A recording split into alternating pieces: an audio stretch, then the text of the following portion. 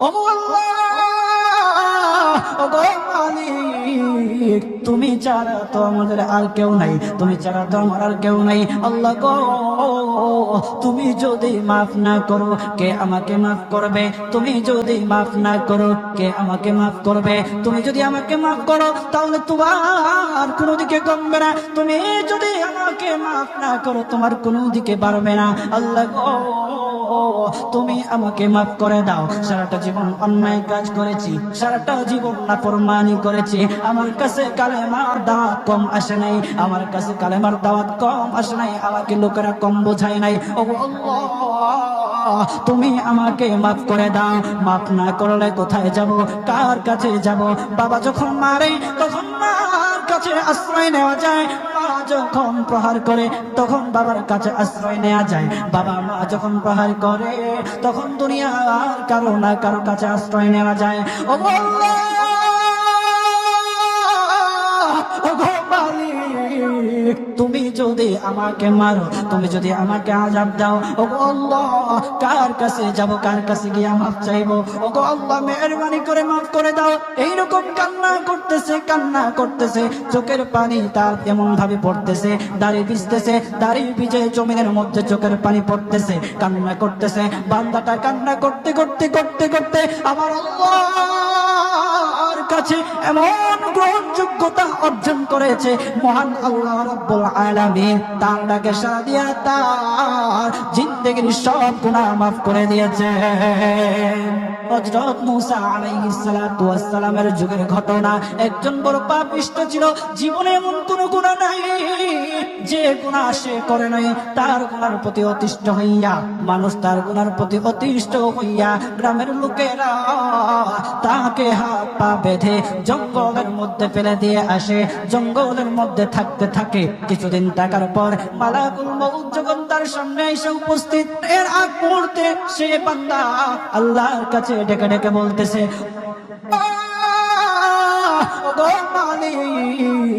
তুমি ছাড়া তো আমাদের আর কেউ নাই, তুমি ছাড়া তো আমার আর কেউ নাই। আল্লাহ গো, তুমি যদি মাফ না করো কে আমাকে মাফ করবে? তুমি যদি মাফ না করো কে আমাকে মাফ করবে?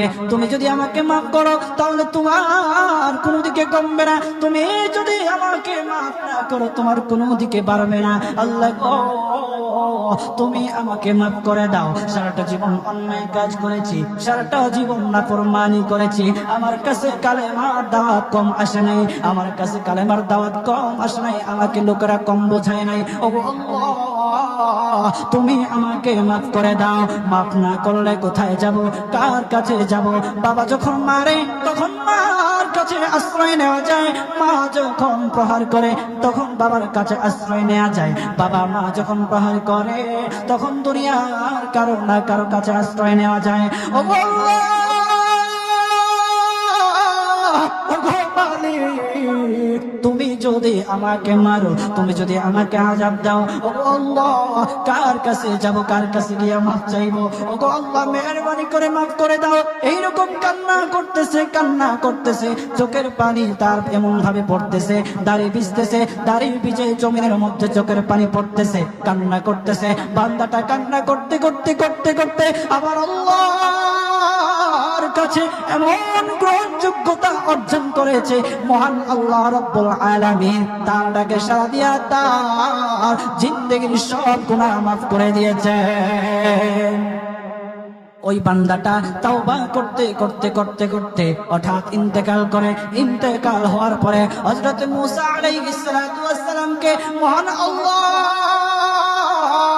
বলে দিতেছে, পয়গম্বর মূসা, ও দোস্ত, দেখো অমুক জঙ্গলে আমার একটা পাগলা আশিক, আমার পাগলা একটা আশিক মারা গেছে, ওই আশিকটার জানাজা তুমি পড়াও, দাফন কাফনের ব্যবস্থা করো। ও মূসা, আর তুমি একটা ঘোষণা দিয়ে বলে দাও, একটা ঘোষণা দিয়ে দাও, মূসা রে, ও মূসা, তুমি ঘোষণা দিয়ে বলে দাও যে আমার এই বান্দার জানাজার নামাজে অংশগ্রহণ করবে, মহান আল্লাহ তার জীবনের সব গুনাহ মাফ করে দিবে। আল্লাহু আকবার। আরো জোরে বলেন না আল্লাহু আকবার, আরো জোরে বলেন আল্লাহু আকবার। হাত উঠায়া বলেন আল্লাহু আকবার। আল্লাহু আকবার। মুসলমান বাবাজি গভীর মনোযোগ। হযরতে মূসা আলাইহিস সালাতু ওয়াস সালাম একটা পাহাড়ের উপরে উঠলেন। পাহাড়ের উপরে ওঠার পর তখন ডেকে ডেকে বলতেছে, ও উম্মতেরা রে, আমার উম্মতেরা শুনো, আল্লাহ রাব্বুল আলামিন একটা সুসংবাদ দিয়ে দিয়েছে। আমার আল্লাহ রাব্বুল আলামিনের একটা আশিক একটা ওই অমুক জঙ্গলের মধ্যে মারা গেছে। ওই পাগলা আশিকের জানাজার নামাজ অংশগ্রহণ করো। যদি জানাজার নামাজ পড়ো তখন আমার আল্লাহ তোমাদের জীবনের সব গুনাহগুলি মাফ করে দেবে। কেউ যদি নিজের গুনাহ ক্ষমা করাইতে চাও, কেউ যদি নিজের গুনাহগুলি ক্ষমা করাইতে চাও, তাহলে মহান আল্লাহ রাব্বুল আলামিনের ওই পাগলা আশিকের জানাজায় অংশগ্রহণ করো। তখন লোকেরা দলে দলে জানাজায় অংশগ্রহণ করার জন্য দলে দলে গেল। জানাজার নামাজ আদায় করলো। আদায় করার পর পয়গম্বর মূসা আলাইহিস সালাতু ওয়াস সালামকে বলতেছে, ও আল্লাহর পয়গম্বর, ও পয়গম্বর, যার জানাজায় অংশগ্রহণ করার কারণে মহান আল্লাহ তার জীবনের সব গুনাহ মাফ করে দেবে। এমন মহা ব্যক্তি, তো এই মহান ব্যক্তিটাকে তো একটা নজরে দেখা দরকার, অবশ্যই দেখা দরকার। আমাদেরকে সেই ব্যক্তিটাকে দেখান। তখন মূসা আলাইহিস সালাতু ওয়াস সালাম বলতেছে, ঠিক আছে, তোমাদেরকে দেখানো হবে। তখন যখন দেখাতে গেলেন, দেখানোর সাথে সাথে লোকেরা বলল, পয়গম্বর আপনি কি বলেন? এই লোকটাকে তো আমরা ভালো করে চিনি। ওই লোকটা বড় পাপিষ্ঠ ছিল, বড় অন্যায়কারী ছিল, বড় জুলুমকারী ছিল। ওগো পয়গম্বর, সমাজে এমন কোন গুনাহ নাই যে সে করে নাই।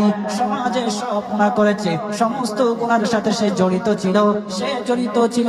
তার গুনার কারণে আমরা অতিষ্ঠ হইয়া তার হাত পা বেঁধে আমরা তাকে জঙ্গলের মধ্যে ফেলে দিয়ে আসি।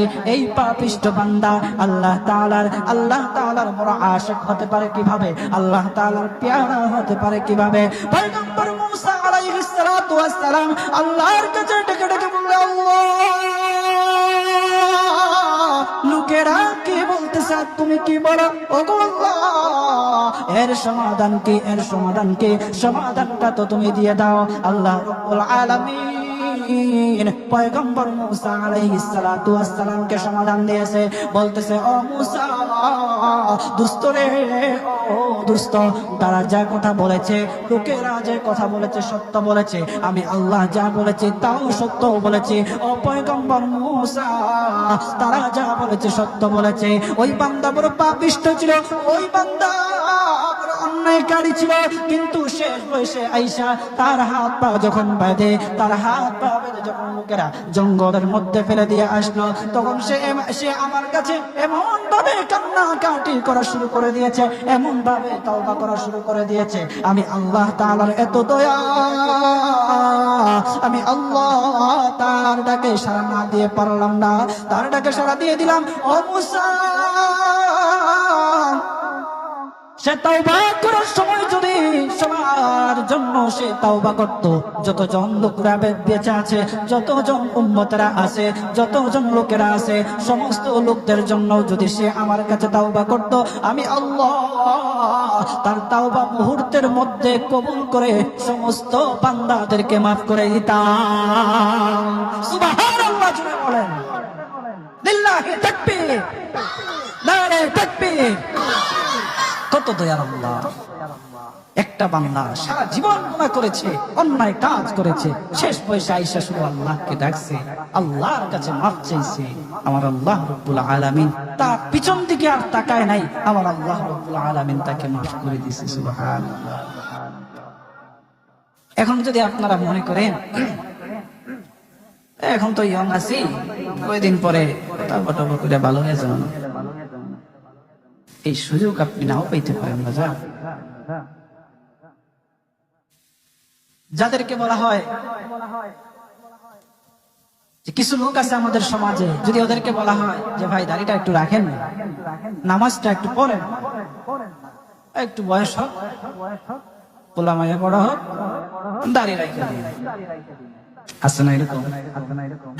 আপনি কি বিশ্বাস করেন আপনার পোলা মাইয়া বড় হইব? সেই সুযোগ আপনি পাবেন? কতটুকু গ্যারান্টি আছে বলেন?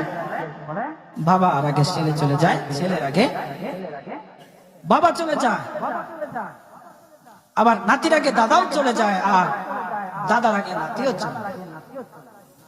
ও বাজার, সময় নেই, সময় নেই। গভীর মন দিয়ে একটু চিন্তা করেন, চোখটা বন্ধ করেন। মাঝে মধ্যে আমার এমন উপলব্ধি হয়, চোখটা যখন বন্ধ করে দেই, বন্ধ করে দিয়ে যখন চিন্তায় লাগে, তখন মনে মনে ভাবি, হায় রে, এত কিছু কার জন্য করতেছি? এই মুহূর্তে যদি মালাকুল মউত আমার সামনে আইসা যায়, আমাকে নিয়ে যায়, আমি তো সাদা কাফনের প্যাকেট তখন এই সম্পদ নেয়ার জন্য, আমার জিনিসপত্র নেয়ার জন্য আমার আত্মীয় স্বজনরা খাড়া কার জন্য? অন্তরটা তখন ফেটে যাওয়ার মতো। আমরা কি করতেছি? কার জন্য করতেছি? আজকে মরে গেলে আপনার সন্তান কালকে আপনাকে স্মরণ করবে কিনা সন্দেহ আছে। কিছু কিছু ঘটনা এমন ঘটে যে বাবা মারা গেছে, সেই সন্তানেরা সম্পত্তি বন্টন করার জন্য বাবার লাশটা পর্যন্ত দাফন করতে দেয় না। আমাদের সমাজে এগুলো দেখা যায় না। আপনি কার জন্য কি করতেছেন? কার জন্য করতেছেন? কি করিলাম দুনিয়াতে আসিয়া, দেখো রে মন চিন্তা করে বসিয়া। বসে বসে চিন্তা করে কি করলাম, কি করলাম। ও বাজার, এই জন্য আল্লাহ রাব্বুল আলামিনের কাছে মাফ চান, তাওবা করেন। আল্লাহ রাব্বুল আলামিন আপনার ডাকে সাড়া দিবেন, আপনার তাওবা আল্লাহ রাব্বুল আলামিন কবুল করবেন। বান্দা যত গুনাহ করুক না কেন, সব সময় আল্লাহ তাআলার রহমত তার পাশে আছে। এই জন্য বাজার, আমরা যারা আছি, আমরা আল্লাহর কাছে তাওবা করব তো ইনশাআল্লাহ। কথা বলেন না ইনশাআল্লাহ? বলেন। কিপটা আমি কোরআন কে লিখে জোরে বলেন।